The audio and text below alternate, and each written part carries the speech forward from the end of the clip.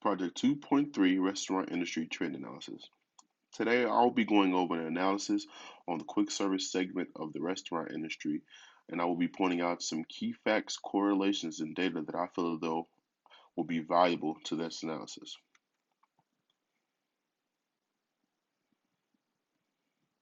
What makes the restaurant industry so interesting?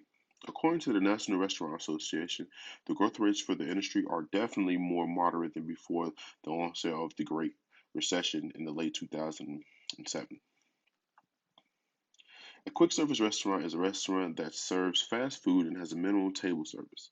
It provides its customers with a limited menu and is focused on providing the customers with food and beverages as quickly and efficiently as possible. The concept of quick service restaurants was first introduced in the US and gradually is becoming a convenient place for teenagers, families, and young working professionals to socialize. The US restaurant industry sales are predicted to reach a record high of 863 billion in 2019, up 3.6% over last year, according to a report released by the National Restaurant Association. Productivity measured as sales per restaurant employee remains relatively low compared to other retail industries. Also, analysts forecast the global quick service restaurant markets to grow at a compound annual growth rate of 4.16% during the periods between 2017 and 2021. The top five vendors moving up leading the industry in sales are McDonald's, Starbucks, Subway, Taco Bell, and Chick-fil-A. Based on sales, all top five vendors are, are leaders in sales in 2018 in the quick service industry are in different menu segments. Four of the five companies will show an increase in sales except for Subway. McDonald's and Subway are the only two companies that have a decrease in year-over-year unit change. All companies that show an increase in sales year-over-year have produced at least 10 million in. Even though Subway earned the least in 2018, they have the most sold units in the segment. Bottom five vendors moving down in the industry are Jack in the Box, Papa John's, Golden Corral, Carl's Jr., and Subway. Based on sales, all bottom five vendors moving down in industry in sales in 2018 in the quick service industry are in different menu categories except for Jack in the Box and Carl's Jr. All five companies show a decrease in year-over-year sales. Golden Corral and Papa John's are the only two companies that have an increase in year-over-year unit change. Subway made the least last year, but ranks higher than any of the other companies, and this is most likely due to the overall units sold last year, which is higher than the industry leaders. All bottom five vendors moving down in the industry in sales in 2018 in the quick service industry have sales under $5 million. Quick service industry trends, pattern recognition. Gene Lee, CEO of Olive Garden, parent of Darden Restaurants, stated that moving forward, the biggest challenge in the industry is going to be the war on talent. That's where we are focused. Restaurants reported a significant increase in sales from delivery, takeout, and catering, increasing 20 to 30%, which isn't unusual for large chains, but was huge in 2018. Limited time offers have been losing popularity among restaurant chains for several years now. High cost and logistical requirements are most likely the cause. Restaurants and technology integration is the new thing. The decline in shopping at malls have made restaurants' presence irrelevant. Trends by segment. In 2019, the State of the Industry reports found operators are allocating more resources towards technology. 70% of quick service operators were looking to make more investments in customer facing technologies, including digital ordering and payment and delivery models. In fast casual, 62% plan to make such investments, with 59% in casual dining, 54% in family dining, and 49% in fine dining, same thing. Trend analysis. The restaurant industry's biggest gainers weren't restaurants. third-party delivery service collected 5 billion in sales during the first 6 months of 2018. This is 55% increase over 2017. MailMagazine.com estimates that the digital food delivery market will be worth 22 billion by 2025. Grubhub and Uber Eats collectively finished as industry third largest operations ranked by sales. The major players include Grubhub, Caviar, Uber Eats, Postmates, and DoorDash.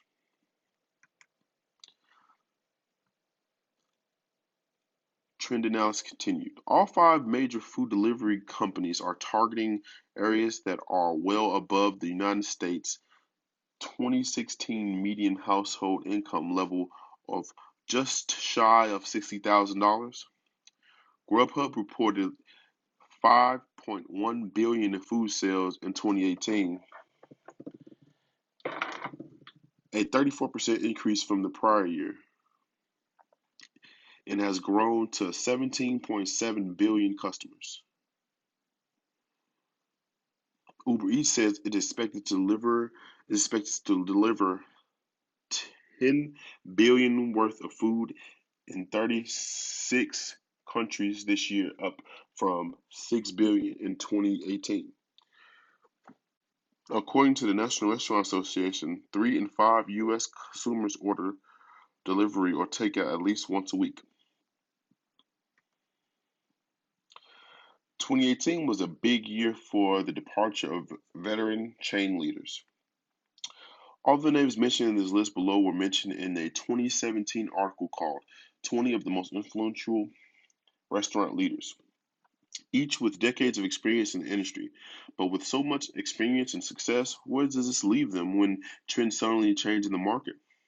If they hesitate to make an important decision without making any quickly without quickly adjusting to these trends, you could be left behind or even left without work.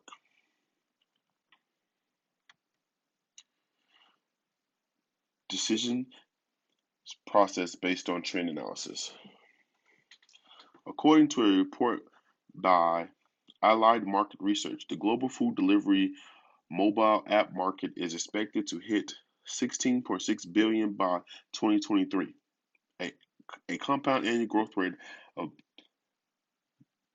just under 28%. The third-party delivery segment have a level playing field for smaller operators. It allows for a great return on investment as well as play in a massive sector without making an expensive investment into IT infrastructure like brands with scale can. But as the earlier data proves, there's clearly an opportunity for those willing to spend their own branded app to take advantage of a consumer presence. Based on my analysis and future trends, I recommend investing in a third-party delivery service segment instead of an actual brick-and-mortar restaurant location. By doing so, you will have a relevance in a continuously expanding industry. You will have eliminated a huge amount of liability and it will face less barriers entering the market.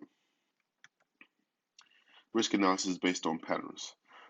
Risk is unpredictable, but simply always being open to proactively accounting for risk can be the biggest difference between success or even one project opposed to the other.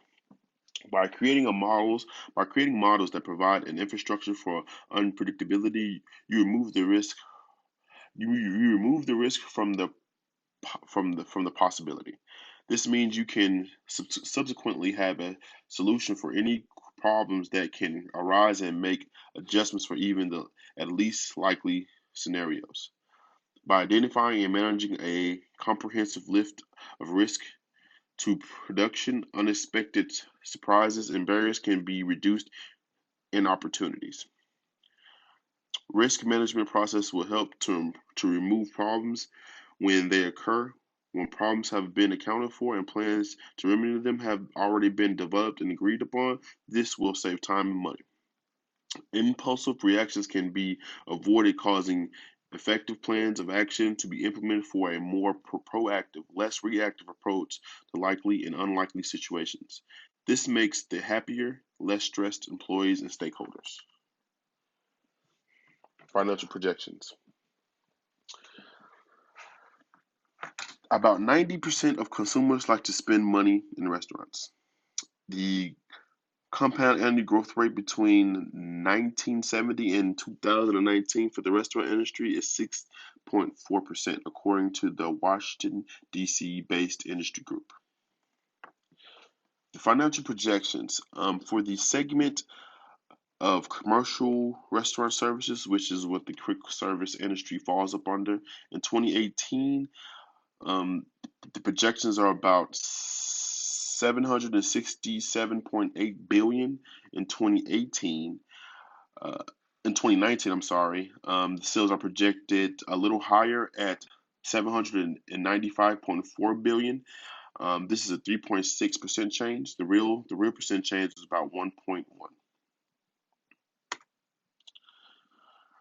More than half of 51% of consumer spend on food in the United States is allocated towards restaurants compared to in 1955 when that was only 25%.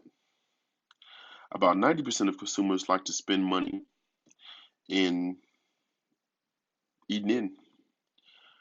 For the restaurant segment, uh, 239.1 billion was projected in 2018 and 241.7 was projected in 2019 with a percent change of about 3.2, but the real percent change was 0.7%.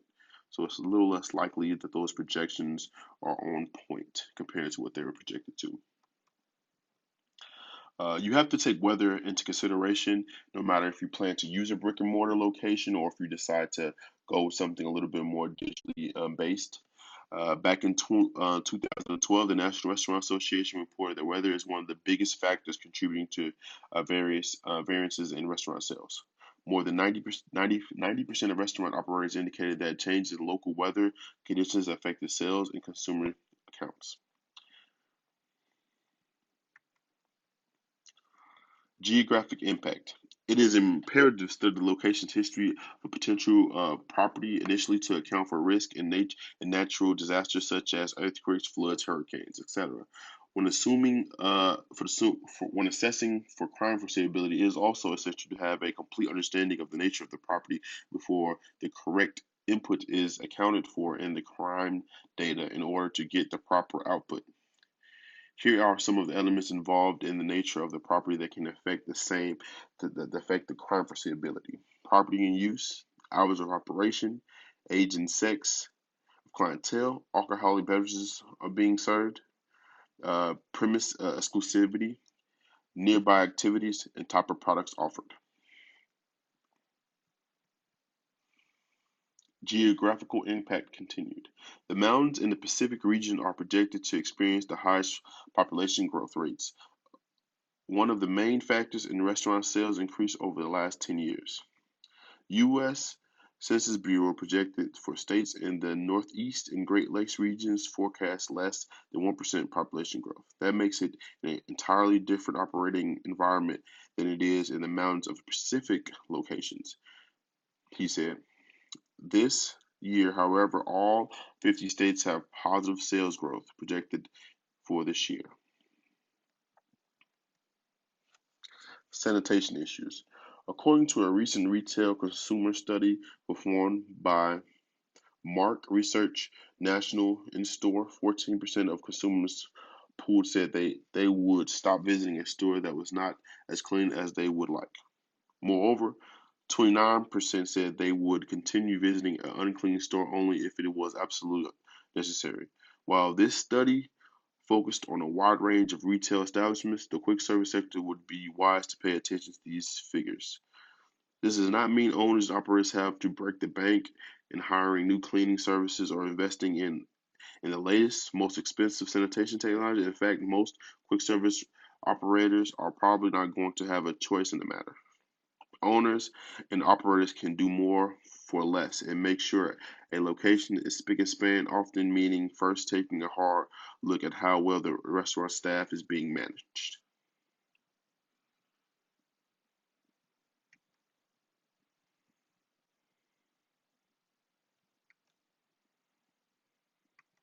Thank you.